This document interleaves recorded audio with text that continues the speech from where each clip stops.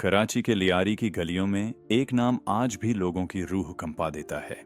एक नाम जो एक्सट्रीम वायलेंस, एब्सोल्यूट पावर और अनइमेजिनेबल ब्रूटैलिटी का सिंबल बन चुका है। रहमान डकैत, असल नाम सरदार अब्दुल रहमान बलूच। एक ऐसा आदमी जिसने पूरे इलाके को अपना पर्सनल किंगडम बना लिया, जहां करेंसी थी डर और कानून था वायलेंस। लेकिन इस कहानी का सबसे डिस्टर्बिंग हिस्सा कुछ और है। कुछ लोग उसे हीरो मानते थे, एक आदमी जिस पर सबसे हॉरिफिक क्राइम्स के आरोप हों, वह प्रोटेक्टर कैसे बन जाता है, क्रिमिनल कैसे फोल्क लेजेंड बन जाता है। आज हम पाकिस्तान के सबसे कंट्रोवर्शियल अंडरवर्ल्ड फिगर्स में से एक की कहानी खोलने जा रहे हैं। पावर, टेरर और उस डेंजरस लाइन की जहां विलन और सेवियर के बीच फर्क मिट जाता है। रहमान डकैत को समझने के लिए लियारी को समझना जरूरी है। कराची का एक डेंसली पॉपुलेटेड इलाका जो कभी बॉक्सर्स और फुटबॉलर्स के लिए फेमस था, लेकिन 1990s और अर्ली 2000s तक लियारी का नाम जुड़ चुका था गैंग वॉर्स और ऑर्गेनाइज्ड क्राइम से। रहमान कोई बॉर्न मास्टरमाइंड नहीं था। रिपोर्ट्स के अनुसार उसने टीनेज ईयर्स में ही वायलेंट क्राइम में एंट्री ले ली थी।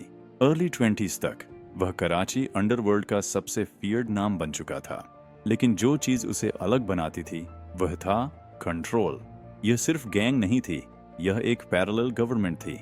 पुलिस को वहां आने से डर लगता था, इन्फॉर्मेंट्स गायब हो जाते थे, राइवल्स जानते थे इस इलाके में कदम रखा तो आखिरी हो सकता है। उस जगह पर केवल एक ही नियम था, डर और वफादारी। रहमान डकैत का साम्राज्य सिर्फ गली मोहल्ले के अपराधों से कहीं ज्यादा बड़ा था। रिपोर्ट्स के अनुसार उसकी गैंग कराची पोर्ट नेटवर्क के जरिए नशीले पदार्थों की तस्करी में शामिल थी। यह बड़े पैमाने पर ड्रग तस्करी थी जो शहर की गलियों से निकलकर अंतर्राष्ट्रीय रास्तों तक पहुंचती थी। स्थानीय व्यवसायों से जबरन वसूली की जाती थी। प्रोटेक्शन मनी के नाम पर पूरे मोहल्लों से पैसे वसूले जाते थे। कॉन्ट्रैक्ट किलिंग्स, ठंडे और सुनियोजित तरीके से की गई हत्याएं उसके साम्राज्य का एक और क्रूर पहलू थी। प्रोटेक्शन रैकेट्स ने डर को ही बीमा बना दिया था, जहां लोग डर के साए में सुरक्षित महसूस करते थे। इस नेटवर्क ने लाखों रुपए कमाए, जिनका इस्तेमाल हथियार, सेफ हाउस और वफादार गुर्गे तैयार करने में किया गया।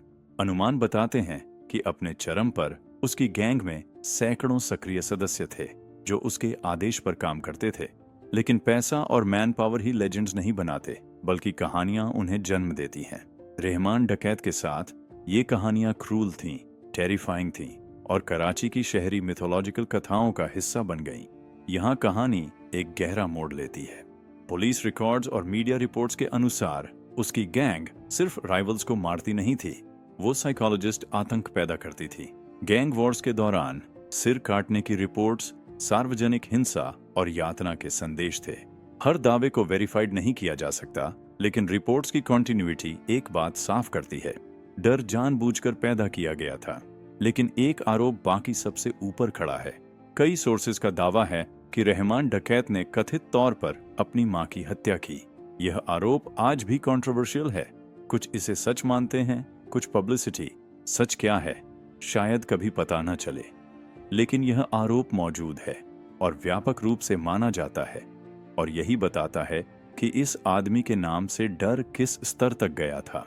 अब आता है सबसे अनकंफर्टेबल सवाल, इतनी ब्रूटैलिटी के बावजूद कुछ लोग उसे अच्छा इंसान क्यों मानते थे? जवाब है स्टेट फेलियर। लियारी के कई हिस्सों में पुलिस एब्सेंट थी, कोर्ट्स ईयर्स लगाती थीं, गवर्नेंस एग्जिस्ट ही नहीं करता था। इस वैक्यूम में रहमान डकैत ने एंट्री ली। उसने क्या दिया? Instant justice, brutal but fast, अन्य अपराधियों से सुरक्षा, फाइनेंशियल हेल्प, गरीबी में कोई भी मदद हीरोइक लगने लगती है। ये है रॉबिन हुड मिथ, और यही मिथ क्रिमिनल्स को शील्ड देता है। डर के नीचे जीते जीते लोग अडेप्ट कर लेते हैं। जो शुरू में टेरर लगता है, धीरे धीरे रूटीन बन जाता है।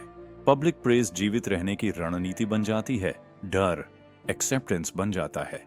जब डर रोज का हिस्सा बन जाए तो दिमाग उसे डेंजर नहीं, बैकग्राउंड नॉइज मानने लगता है। चिल्ड्रन बड़े होते हैं पावर को गन से जोड़कर। यंग मैन के लिए रहमान डकैत रिस्पेक्ट का सिंबल बन गया।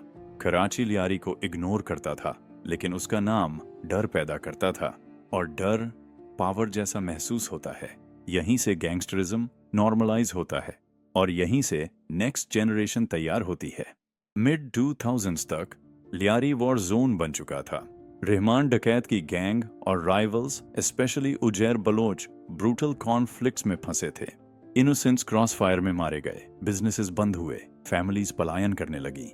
ये सिर्फ गैंग्स की लड़ाई नहीं थी, ये सिविलियंस की जिंदगी थी जो बीच में कुचली जा रही थी। पुलिस ऑपरेशंस हुए, लेकिन गैंग्स के पास बेटर वेपन्स, बेटर इंटेलिजेंस और टेरेन नॉलेज था। मीडिया ने रहमान डकैत को लेजेंड बना दिया, फिल्म्स, रिपोर्ट्स, डॉक्यूमेंट्रीज, लेकिन लेजेंड्स हमेशा नहीं रहते।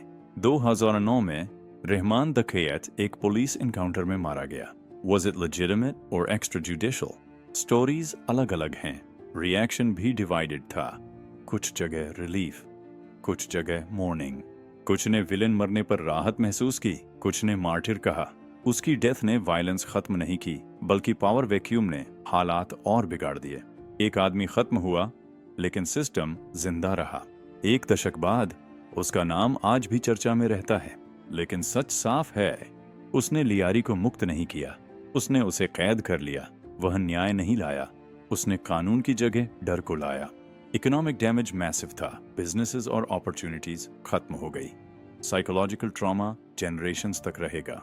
रहमान डकैत मॉन्स्टर नहीं था जो अचानक पैदा हो गया, वह सिस्टम फेलियर का प्रोडक्ट था। जब स्टेट फेल हो जाती है, क्रिमिनल्स प्रोटेक्टर्स बन जाते हैं।